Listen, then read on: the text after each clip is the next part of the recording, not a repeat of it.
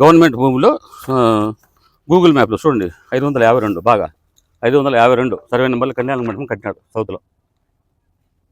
అది కూడా చెప్పిన ఆర్డీఓ కూడా చెప్పిన రిటర్న్గా ఇవ్వమంటాడు.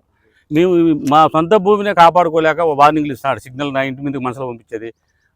అది మొదలు మున్సిపాలిటీ పనిచేసే డ్రైవర్లు కూడా మీదికి తోలుతారు బండి.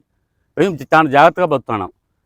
ఏమంటే వదులుకోలేక విలువైన ఆస్తి ధైర్యం మొండి చేసుకుంటా నేను. మా పిల్లలు అయితే కోర్టులో ఎప్పుడైనా కానీ తెగనీళ్ళు అంటారు. సంవత్సరాలు పడినా కూడా మేము ఎట్టకేలకు నేను దిగినాం. కొట్టే దెబ్బలేని తిందాం, మా ప్రాణాలు విన్నా పర్వాలేదని మేము పోతే నా వయసు 67 సంవత్సరాలు. నేను అంత విలువైన ఆస్తి ఎంతో కష్టపడి మేము సేవ్ చేసుకుని ప్రతి ఒక్కరు ఎంప్లాయే కాదు ప్రతి ఒక్క పౌరుడు ఇప్పుడు టౌన్కి వచ్చి ఏదో పాలు అమ్ముకున్నా కూడా అరసరం కొనుక్కుంటున్నారు.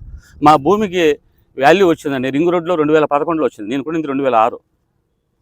నాకు రింగ్ రోడ్లో పోయినట్టు నోటీస్ కూడా వచ్చింది. అలా నాకు 4 సెంట్లు పోయింది రింగ్ రోడ్లో. దానికి పేమెంట్ కూడా రాలే. దానికి ముందు ఒక కోర్టు వేసినాడు. నేను రోడ్డు మార్చినా అని చెప్పి వేసినారు. నేను అంత సత్తా నాకుంటే నేను రోడ్డు మార్చి నేను ఇరిగేషన్ ఇంజనీర్ అంతే. ఇంకా అతను కొట్టింది అతని విషయంలో మేము ఎటువంటి ఎక్కడైనా ప్రమాణం చేస్తున్నాం. మేము కొట్టలే.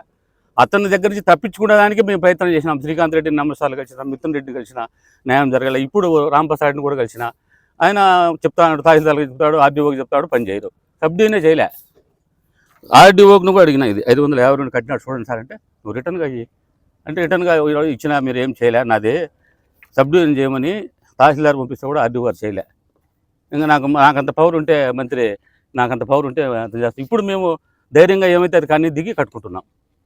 దీంట్లో మంత్రి మాకు వచ్చినాడు, మంత్రి కొట్టినాడు అనేది ఆమె ఎక్స్పోజ్ కావడానికి సాక్షి ఛానల్లో అయితే నాకు జగన్మోహన్ రెడ్డి దగ్గర ఇంపార్టెన్స్ వస్తుందని ఆమె భూమి కబ్జా అన్ని మొత్తం ఈ పక్కంతా కబ్జా చేసి 100 కోట్ల ఆస్తులు ఇప్పుడే ఉన్నాయి. వాళ్ళ పితరాతిథివి ఉన్నాయి, తర్వాత కొన్ని ఆక్రమించినవి ఉన్నాయి.